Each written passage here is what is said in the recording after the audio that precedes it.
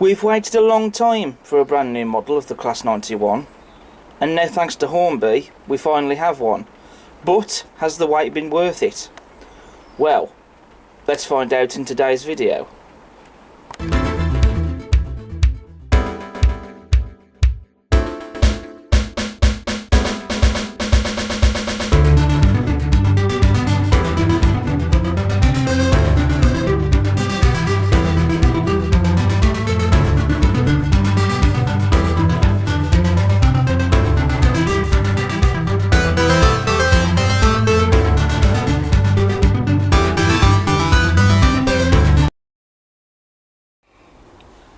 So hello everyone, and welcome back to the Class 47 Peter YouTube channel, and today I'm here to take a look at the brand new Hornby Class 91 which has just been released.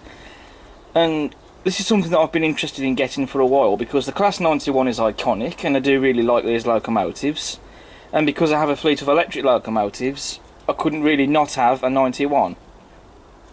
And so the version I've bought is number 91002 Durham Cathedral in the Intercity Swallow livery, which I think is one of the best liveries that they carried in my opinion.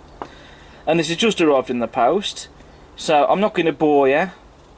I'm going to get this unboxed and we'll get it down on the layout.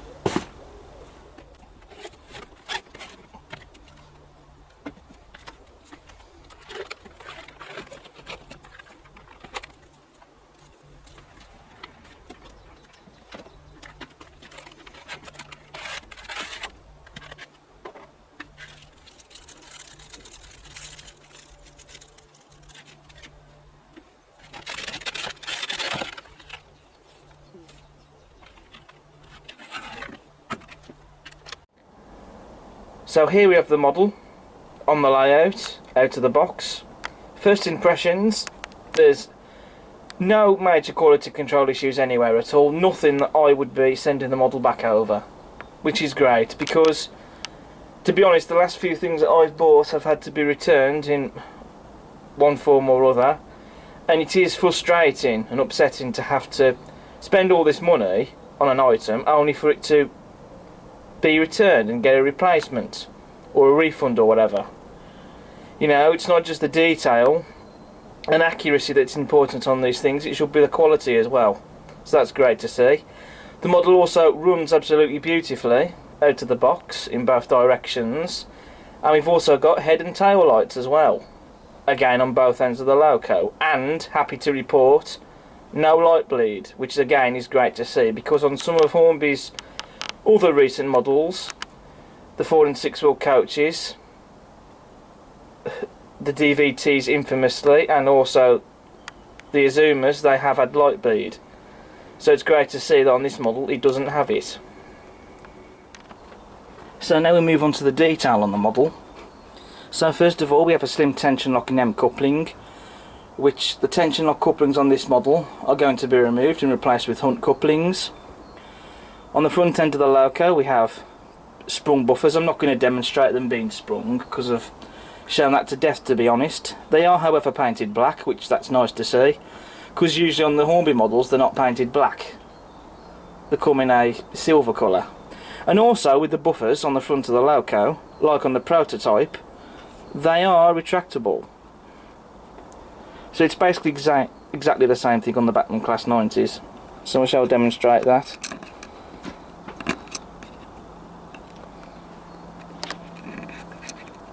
Do excuse me hands and fingers getting in the row, but there we go. So that's if you want to have this loco with the stock coupled at this end to have it running blunt end first. And I do quite like that feature. That's a good bit of innovation to see. They've got the correct style of headlights for this particular locomotive and for this time period, though they were later changed and modified. These are the earlier style headlights. Plus you've also got the horn grille here, very nicely fitted and correctly fitted at that as well, and you've got the swallow logo in the middle there, and that's been very nicely picked out and painted. You've got glazing in all of the cab windows, and you've got separately fitted window wipers. We have separately fitted and painted handrails on the model, as you can see, and that's always nice to see that detail. I'm really loving the bogie detail on this model, as you can see with the footsteps, springs and axle boxes and all the other details that you see on the prototype. And also the body sits well on the bogies and captures the look of the 91 as you see it in real life. That's great to see. You've also got this side grille here, which that's not one moulded piece, that's actually separately fitted, and it captures the look of the real locomotive. So again, thumbs up to Hornby for that. Moving straight to the roof of the loco, as you can see we have a separately fitted mesh grille, and that's made of metal. You can also see detail underneath that as well, from the inside, so that's fantastic. Moving to the well, which as you can see, as per the real locomotive, houses all the electrical equipment, the pantograph, and you got this separately fitted metal grille there. And that's nice to see. It's lovely to see these metal grilles, because that adds to the detail. And all the electrical equipment is there present and correct. Now the pantograph, which if I just raise, is made of plastic. The only bit of metal on this pantograph, if I just zoom in on the camera, is that support there. The rest of it is an all plastic construction. Hornby have also captured the looks of the blunt end extremely well. I can't see anything wrong with the overall proportions, shape, detail or looks or anything like that with it. They really have nailed it. You've got glazing in the cab windows again. You've also got sprung metal buffers on this end, and they have been painted black. Slim tension lock NEM couplings, which will be replaced with Hunt couplings. Plus you also have the rubbing plate just here. That's separately fitted. You've also got, again as you saw earlier, working directional lights, and you've got the horn grille in the middle. And it just looks stunning. Now the livery application for the model is stunning. They've got all the colours correct.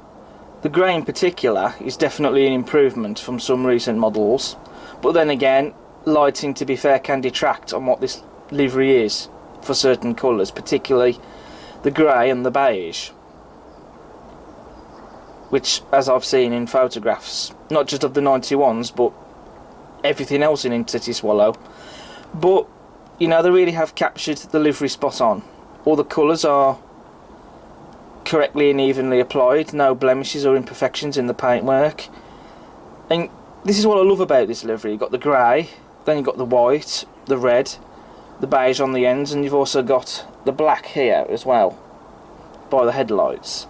It's just an all-round stunning livery, and I think it's definitely one of the best liveries that the 91 has carried, and they really have captured it superbly. You've also got the correct style Intercity font and the Swallow logo, crisply and evenly applied on the body sides. The printed detail on the nameplates is also pretty good. You do get some nameplates applied with the model in the accessory bag. However, they're not etched ones, they're just bits of plastic with the nameplates printed onto them. You can buy etched nameplates from elsewhere, which is something I shall be doing with this model at a later date. But for now, I'm going to just leave the printed nameplates on until then. But the printing on the nameplates is nothing to be snubbed at by all means. I think it's pretty good. Right, now, as an observation, there are a couple of things that I will point out. First of all, the insides of the pillars on the windows, as you can see, have been left white. On the real locomotives in this livery, the inside of the pillars were painted black as well, as they are on the outside. And that's studying photographs of the real ones. So all you'd have to do really with this is to just paint that bit on the inside, if you were bothered by it. Although that's not something you should have to do, because on the artwork, especially on the CGI rendering of the model, it's shown it to be black, but on the model it's been left white. But it's just a niggle really at the end of the day. Also, the black here on the sides of the 91 should come up to here, where the yellow panel is, in front of the headlights. I do believe, however, in real life that this part of the headlight here was clear, because I have seen some cases in photographs where it looks like the paint has peeled off and it shows a clear backing, so that would suggest to me that all of this would be a clear piece and that it was painted on top, basically. And that's just looking at photographs of the real thing. So again, you know, that's something you can do if you wanted, if you were fussed by that, just paint that bit. We could even use a black felted pen of some sort to do that. One other thing I've also noticed as well is with the yellow warning panel just under the headlights. Now, looking at photos of the real ones, all this piece at the bottom here, above the rubbing plate, under the headlights, that should all be yellow. But as you can see, only the top half of that is painted yellow. The rest underneath has been painted black. And I've been studying photos of the real things, and all this panel underneath, like I say, is yellow. Even on Hornby's CGI rendering of the model, this is all painted yellow. So Hornby have also captured the shape, the dimensions and the proportions of this locomotive spot on. Does this look like a Class 91? Absolutely. I can't see anything wrong with this model at all in terms of shape or detail or otherwise. I'd say that they've nailed the looks with this one. It most definitely looks like that they've taken the real loco and then shrunk it down to the size of a 00 gauge model. So what I've done with this model is I have fitted all the accessories from the accessory bag. I've fitted the air pipes and also the buckeye couplings. You actually do get a drop head buckeye to fit on this end of the loco, which I have fitted, and on the other end you just get a normal standard buckeye coupling to fit on the blunt end, which I have also fitted the buffer beam detail on the blunt end of this loco as well. Usually I don't tend to fit the detail parts on both ends of the loco, but in this case, because I am on occasion going to be running this loco blunt end first, I thought I'd add the buffer beam detail on the buffer beam on the blunt end, so that way when I'm running it blunt end, you know, you've got the detail there, which will be nice to see. What I've also done as well is I have painted this part of the headlight just here on both sides of the loco. I say painted, that's actually been done using a black twin tip permanent marker, and that's actually come out quite well, and that's just a slight improvement. I've also done the same thing with the inside window pillars on the locomotive, so that now matches the black on the sides of the loco around the cab. And so again, that's just a little minor improvement.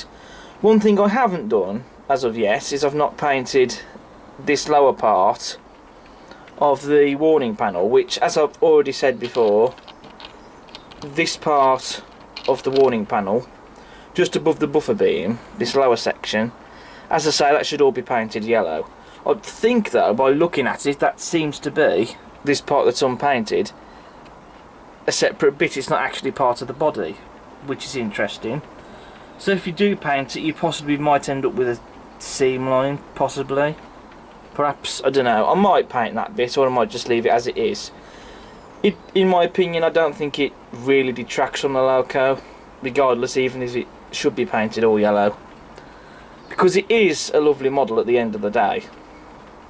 You also get other features as well. You've got the day and night switch underneath the loco, so you can have the lights at however setting you wish it to be, which I do like that, although it would also have been nice to have had a switch for on and off, so you had the choice of either having the lights on or off without having to use a decoder.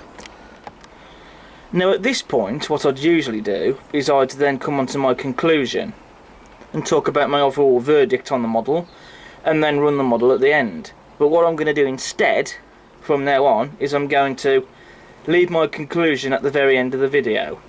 So I'm going to run the model before I come to my conclusion. So that's what we're going to be doing now.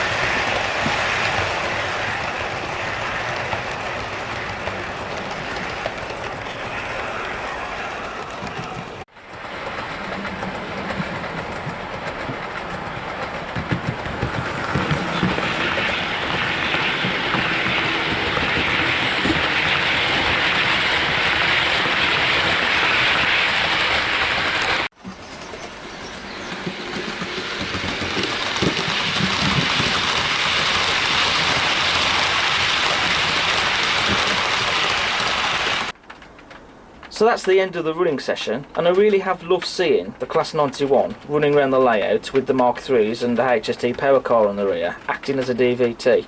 It's recreating the early days of the Class 91s, which for those that didn't know, the reason why they did run with the Mark IIIs and HST DVTs is because in those early days the Mark IVs had not yet been developed, nor was there any Mark IVs for the Class 91s, so they ran them with Mark IIIs and they converted a few HST power cars to DVTs and fitted them with buffers. The power car you see on the rear, it's not a DVT as such, it's an actual power car. Hornby have brought out the DVT HST recently, and I did have one, but I sent it back because it had some quality control issues. I didn't get another one after that, but I might do, perhaps in the future sometime. But regardless, even if it has got a standard power car on the rear, it's still recreating that formation that you would have seen in those early days of the Class 91s. And to have it running around on the layout, it's just fantastic. And this is the formation that I shall be running with this model until the Mark IVs come out, which I am looking forward to. As for the model itself, I think it's fantastic. Okay, excusing the little niggly things such as the inside of the pillars, this area of the headlights, and the warning panel just above the buffer beam being left unpainted. You know, make of that what you will. You know, some people will be fussed, some people won't be. That's the sort of thing that you can choose to rectify if you want to. You know, I don't think that those things detract from the model. I just went and rectified them just because I wanted to, basically. As for the pantograph, I mean, okay, it would have been nice to have had a full metal pantograph. However, again, I don't think that the plastic pantograph detracts from the model either. Because at the end of the day, we've still got a fantastic model. It is a great model. You know, I've not had any issues with it running. So that has a lot to be said. And to be fair, in regards to the pantographs, I don't have any catenary on my layout anyway, so it's up to me whether I choose to run the model with the pantograph lowered or risen. But I think it's a fantastic model, and I certainly do think it is worth getting if you're modelling, for example, the East Coast Main Line, where you need Class 91s, or in my case, if you just like the Class 91 and you want one, then I'd say go for it. And you're willing to spend the money on it. Because it is a great model. And I am looking forward to getting the Mark IVs and the Mark IV DVT when they come out. And to have a full Intercity 225 rake on the layout, that will be just superb. So I definitely recommend this model. So that's the end of my personal review on the Hornby Class 91. I hope you have enjoyed this video. As ever, if you like what you see, subscribe to the channel. Don't forget to smash the like button, and also feel free to check out all my other videos I have on the channel, because this channel isn't all about model railways. As you all know, I go out and film real railways and trains as well, so do check out those content if you want to. But until the next video, take care, goodbye.